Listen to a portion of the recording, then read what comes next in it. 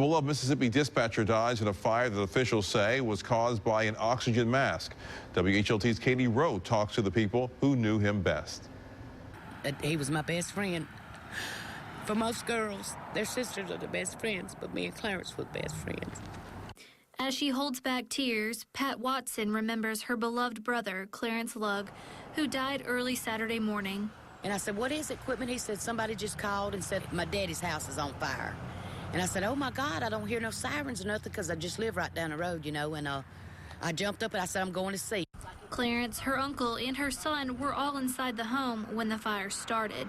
I drove to the hospital, but I don't remember driving to that hospital. And when I got there, she told me that Uncle Joe made it out, my son made it out, but my brother didn't.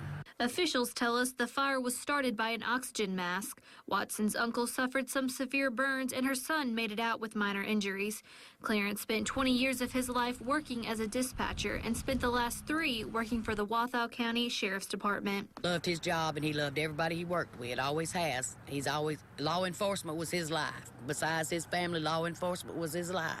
Family and friends of Clarence tell us he will be missed by many. Saturday night, I looked at Facebook all night long and I cried, but it made me feel so good that everybody thought so much of him. Connect you to Pine Belt News, Katie Rowe, WHLT 22.